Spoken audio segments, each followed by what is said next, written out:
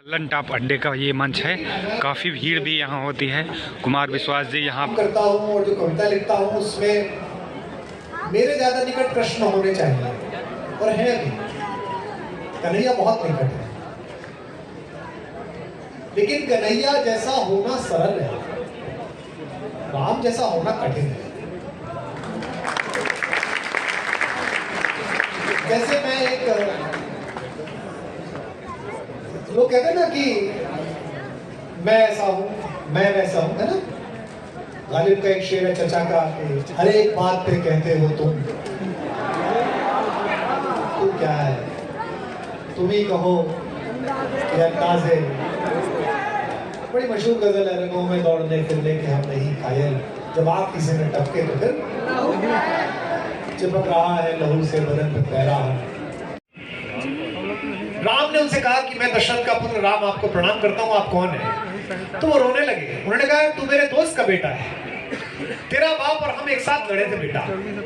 तो राम ने उनको क्या कहा? चाचा का। देखो मुझे रोमांच हुआ है अगर आपका कैमरा पकड़ता हो।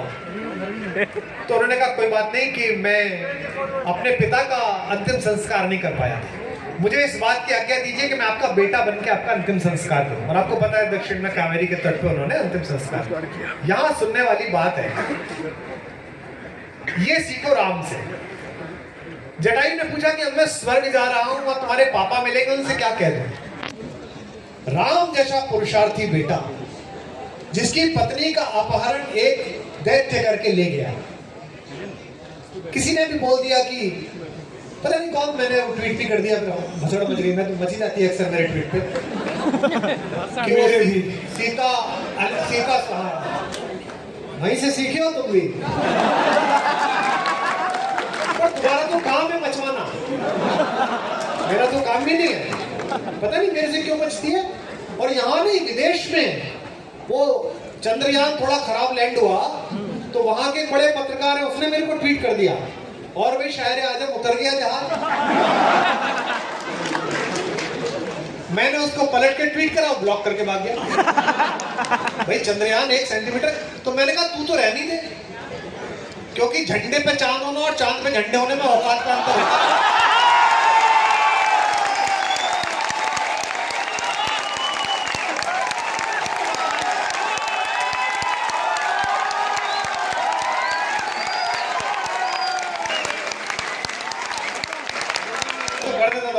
पुलवामा के टाइम में ऐसी हुआ। पुलवामा में वहां की एक एंकर है बड़ी खूबसूरत माशाल्लाह।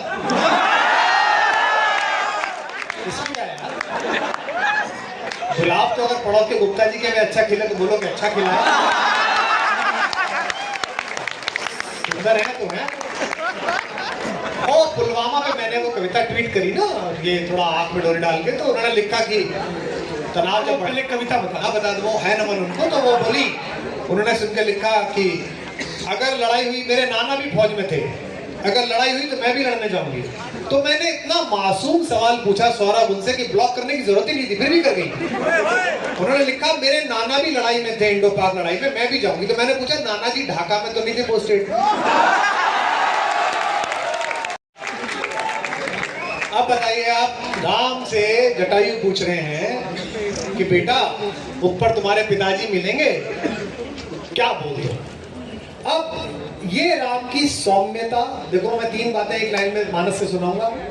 उनकी शालीनता, इसके कारण वो मर्यादा पुरुषोत्तम धीरोदात्त है ना। उनका पौरुष है ना, इक्ष्वाकु वंश प्रभवो रामो नामा जन श्रुत धैर्यवान धृतिमान, जो ऐसे हैं। और तीसरा उनका कमिटमेंट कि जो सोचा है वो कर ही लूंगा, चाहे वो रावण हो चाहे वो कोई हो। एक बात उन्होंने कही, मानस में वहां पढ़ रहा था, खिटक गया, मैं लगातार पढ़ लेता हूँ। भाई आपके साथ कुछ गलत हो जाए और आपके पिताजी के पास कोई जा रहा तो ये थोड़ी पसंद करेंगे कि बता दें ऐसा हो गया। वो कहते हैं जो मैं राम, अगर मैं राम हूं, देखो कोई अहंकार नहीं, कोई गुस्सा नहीं, कोई वो नहीं, वो जो सड़क पे कहते हैं ना पकड़ के, जानते हो मैं किसका बेटा हूं? जानते भाई, हो सकता है तुझे कंफ्यूजन हो या उन्हें कंफ्यूजन हो, इसे क्या पता। राज्य मिनिस्टर बेटा। आप लोग जानते हो मेरे पिताजी का नाम नहीं जानते ना? मेरे पिता मेरे कर्मों से गौरवान्वित हो तो पुत्र के रूप में मेरा अच्छा काम है, अन्यथा मैं राम क्या कहते हैं? आप देखो, ये मुझे रोमांचित करता है। कहते आप मत बताना, पिता से जाके पिता सन जाए, आप पिता से जाके मत कहना, जो मैं राम लल्लन टॉप वालों सुनो तो कुल सहित खानदान सहित कहीं दशानन आए। रावण खुद आके ऊपर आके बताएगा कि क्या कर दिया था उसने।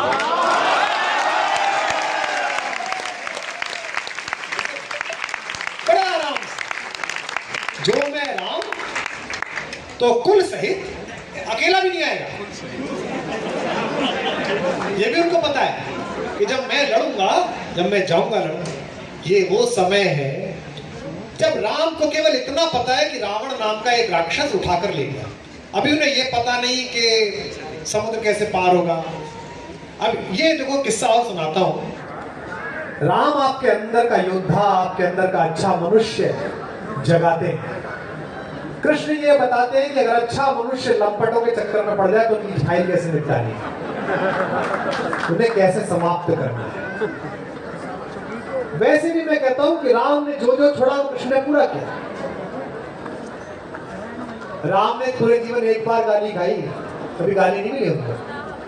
वो भी जब शादी करने गए मिथिला, यहाँ बिहार के बच्चे बैठे होंगे, ये अकेला प्रदेश है मिथिला जिसमें तीनों लोगों के स्वामी को पटरे में बिठा के गालियां बकी। फेरे के टाइम में खूब गालियां बकी। गुरु वशिष्ठ भी मुस्कुराते रहे। लक्ष्मण थोड़े अनॉयड हुए क्योंकि भाई साहब को गाली पड़ रही। महिलाओं ने कहा कि भाई पता नहीं तुम्हारे यहाँ कैसे पैदा होते हैं लोग बाग, बताओ खीर खाई तुम्हारी अम्मा ने, तुम पैदा हो। लक्ष्मण ने तपाक से कहा, बोले हमारे तो खीर खा के पैदा हुए, तुम्हारे तो गमले में जमीन में उग गई भाई। तो वशिष्ठ में आप करेंगे कि चुप रहे, ये एक सिस्टम है, इसमें करा जाता है। और अब जो बात कह रहा हूं देखो वो मजेदार है। एक बार गाली खाई राम ने, वो भी वशिष्ठ ने रुकवा दी, लक्ष्मण जी ने रुकवा दी। इतना शौक चढ़ा कि जब कृष्ण बनकर आए तो गली गली गाली खाई, हर जगह गाली। राम इन्वॉल्व है, कृष्ण कैटलिस्ट है। जिन्होंने साइंस पढ़ी होगी, राम तो बाकायदा एक पदार्थ है, राम रसायन है जो किसी भी खराब चीज में इन्वॉल्व होकर उसको ठीक कर देते हैं। कृष्ण क्या है, अंदर रहते हुए बाहर खड़े हुए। आप पूछो महाभारत में कृष्ण की क्या भूमिका, कुछ भी नहीं। और महाभारत हो किसकी वजह से रहा? कौन जीतेगा ये कौन तय कर रहा है? कौन हारेगा कौन तय कर रहा है? दुर्योधन के पत्ता किस वेला पेट में आया? कोई फरीदा हो उसको लास्ट में खोद के देखो, आखिर में। इसे कहते हैं इन्वॉल्वमेंट से बाहर रहना। राम इन्वॉल्व हुए, राम दुखी हुए। एक बात और बताऊं, राम निकाले गए, कृष्ण निकले।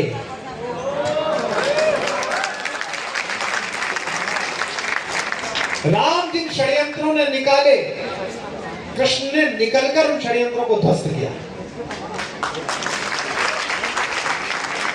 मेरी आज लंदन टॉप पर मैं इस ख्वाहिश को, इस इच्छा को व्यक्त कर रहा हूं।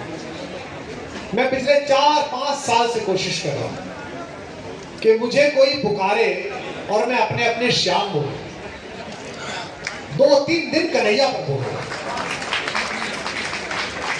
आदरणीय अनुज जी आ गए हैं। 2-3 दिन मेरा मन है कि मैं कृष्ण पर बोलूं, क्योंकि राम जहां जाकर विराम लेते हैं। देखो एक अंतर और बताता हूं, फिर इस पर भी तालियां देना। राम सरयू में प्रवेश करते हैं तो उस समय पूरी अयोध्या रो रही है, लेकिन कृष्ण जिस समय अपने लोग वापस जाते हैं तो उस समय वो बांसुरी बजा रहे हैं, वो मुस्कुरा रहे हैं। जैसे कैटलिस्ट होता है, कैटलिस्ट किसी रिएक्शन में जाता है, रिएक्शन को तेज करता है, कम करता है और बाहर निकल आता है। ऐसे ही इस देश को रामायण तो पढ़नी ही चाहिए, लेकिन इस देश को अपनी आर्थिक नीतियों से, विदेशियों से, आक्रांताओं से कैसे जूझना है, इसके लिए महाभारत पढ़नी चाहिए। इसके लिए गीता धर्म की पुस्तक कम है, आध्यात्म की पुस्तक कम है, मनोविज्ञान की पुस्तक ज्यादा है। तो मैं दावे के साथ कह सकता हूं, एक भी व्यक्ति अंधेरे में नहीं गिरेगा, क्योंकि आप कितने भी उदास, डिप्रेस हो सकते हैं। अर्जुन से ज्यादा डिप्रेस आप नहीं है। उसके हाथ से तो धनुष छूटा जा रहा है। बचपन में जिस दादा ने उसको गोदी में खिलाया है, कहते ना महाभारत में, वो कहता तात, तो वो कहते अबे तेरा चाचा नहीं हूं, तेरे बाप का भी चाचा हूं। लेकिन वो तो चाचा ही बोलता है। उसके सामने खड़ा कृष्ण कहते हैं मारती हतो वा प्राप्यसी स्वर्गम, मारा गया तो स्वर्ग जाएगा। जित्वा वा भुक्षसे महीम, और जीता तो इस संसार का भोग करेगा। तस्मात् उत्तिष्ठ कौन्तेय, इसलिए कुंती पुत्र उठ और क्या कर, युद्धाय कृत निश्चय। ये जो आखिरी शब्द है कृत निश्चय, इसमें प्रॉब्लम है। थोड़ा सा पढ़ना है, थोड़ा सा प्रेमी बनना है, थोड़ी सी क्रिकेट खेलनी है, थोड़ा सा सोशल मीडिया पे ओपो ओपो करना है सुबह सुबह, 4 ट्विटर के जवाब देने हैं, 5 सेल्फी बनानी है, 6 रील बनानी है, अंत में खुद ही रील बंद करेंगे। ये जो एक फेसबुक पर, इंस्टा पर, ये जो चेहरा बनाने की प्रक्रिया है, ये जो फिल्टर लगाने की प्रक्रिया है, लड़कियों जो फिल्टर लगाकर तुम्हें पसंद करता है, वो समझो पूरी जिंदगी फिल्टर लगी आंखों से तुम्हें देखता रहेगा। मेरा एक शेर है, खुद से भी मिल न सको, इतने पास मत होना, इश्क तो करना मगर देवदास मत होना।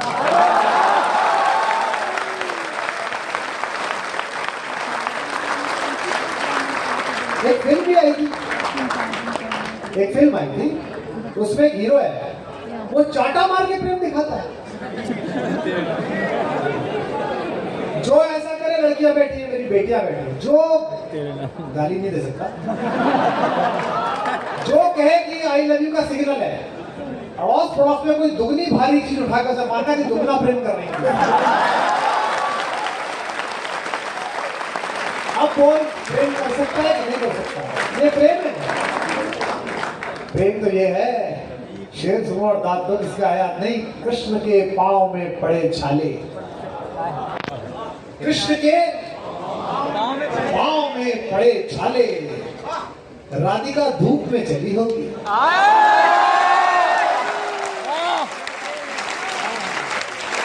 ये है प्रेम।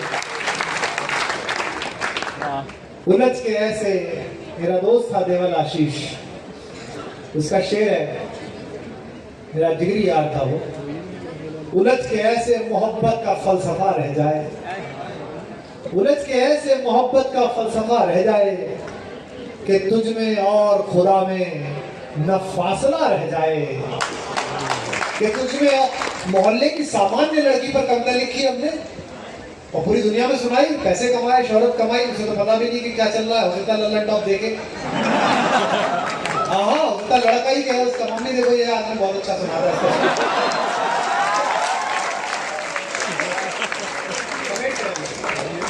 उलझ के ऐसे मोहब्बत का फलसफा रह जाए कि तुझ में और खुदा में न फासला रह जाए। लव यू देवल। शेर सुनो कि तुझको देखा है हमने, तुझको सोचा है हमने उस जगह से, तुझको सोचा है हमने उस जगह से जिससे तू अब अगर खुद को भी देखे तो देखता रह जाए।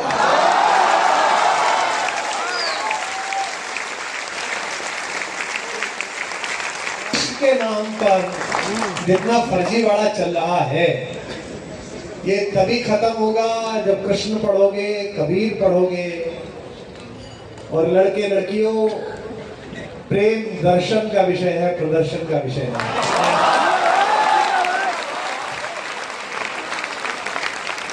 आगे मुझे बचपन में नहीं पता, कोई सब्जी अच्छी लग गई तो मैं और मांगता था, जैसे लेट आया और मैंने माँ से कहा कि सब्जी और दो, तो मेरी बहन कहती थी मुझसे बड़ी, जिसने मेरे को नाम दिया कुमार विश्वास कुमार को, मुझसे कहती अरे इसमें से खा ना, ये है, ये इसमें से खा। तो मेरी समझ में नहीं आता था कि मैं माँ से मांग रहा हूँ, ये क्यों दे रही है, क्योंकि वो लड़की थी। वो देखती थी कि सब्जी उतनी ही बची है जितनी माँ खा सके, तो कहती थी इसमें से खाता है, मुझको नहीं पता। और माँ कहती थी नहीं नहीं नहीं मेरे पास है, मैंने वैसे रखी है, इसको दे। माँ आपको कभी पता नहीं चलने देती कि सब्जी खत्म हो गई, उसके अच्छे पात्र में कभी। ये जो परिवार के मंगल के लिए भूखे रह जाने की शक्ति है, ये भारतीय समाज का शिव तत्व है।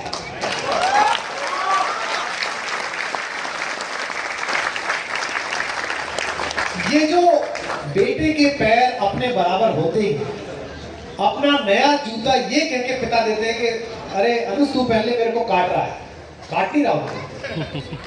उनको लगता है ये जा रहा है, इसे ये पहन ले। ये जो पिता है उर्मिलेश जी का शेर है, अनुभवों की पाठशाला में युवा होकर मैं दिल्ली आता था रेडियो पर काम करने के लिए। मेरा कैरियर रेडियो से शुरू हुआ, युवाणी में मैंने काम किया। अनुभवों की पाठशाला में बड़े होकर हम पिता का दर्द समझे हैं पिता होकर। तो ये जो पिता के अंदर का तत्व है ये शिव तत्व है। भारत के पास खाने का अनाज नहीं था। भारत के प्रधानमंत्री ने कहा अगर पूरा देश एक दिन भूखा रहे तो इतना अनाज बचेगा कि पूरा देश घर में खा सके। अपनी मां को आज के बाद नई दृष्टि से देखना, उसके अंदर शिव है।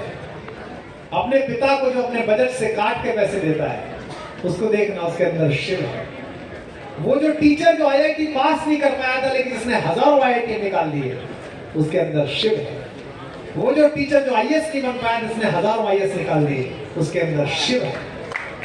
वो जो पत्रकार ये कल अखबार में कोने की रिपोर्टिंग करता रह गया था और उसका तेवर पकड़कर, उस प्रभाष जोशी का तेवर पकड़कर लोग बाग आकर बोलने लगे, उस प्रभाष जोशी के लेखन में शिव तत्व था।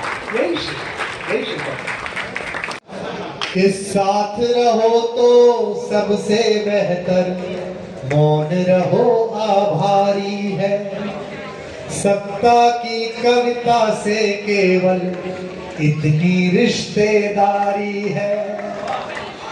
सारी दुविधा प्रतिशत पर है। अगली पंक्ति पर तालियां उठाना। सारी दुविधा प्रतिशत पर है, सच कितना बोला जाए। गूंगे सिखा रहे हैं हमको मुंह कितना खोला। मौन रहो तो सबसे बेहतर, साथ रहो आभारी है। सौरभ मैंने कविता क्यों उठाई, इसका एक बार और सुना दूंगा जो कहीं नहीं सुनाया वो सुना दूंगा। कि हक के लिए लड़ो मर जाओ, जग को बदलाने वाले, इस पर मसाज कराने वाले। हक के लिए लड़ो मर जाओ, जग को बदलाने वाले। आत्ममुग्ध पौने स्वराज का परचम फहराने वाले। हमको बच्चा समझ रहे हैं, हमको बच्चा समझ रहे हैं, खुद को बहलाने वाले। और आज जो आपने आज तक पर वीडियो देखा उसे एक लाइन में समेट दिया था, तब 3 साल पहले, तब की कविता है ये। हमको बच्चा समझ रहे हैं, खुद को बहलाने वाले। शॉल ओढ़ कर घी पीते हैं, त्यागी कहलाने वाले। शॉल ओढ़ कर घी पीते हैं, त्यागी कहलाने वाले। इतने हल्के हैं, इतने हल्के हैं, इतने हल्के हैं, कहते हैं इतने, फिर तालियां तैयार रखना। इतने हल्के हैं, कहते हैं हमें नहीं तोला जाए। गूंगे सिखा रहे हैं हमको मुंह कितना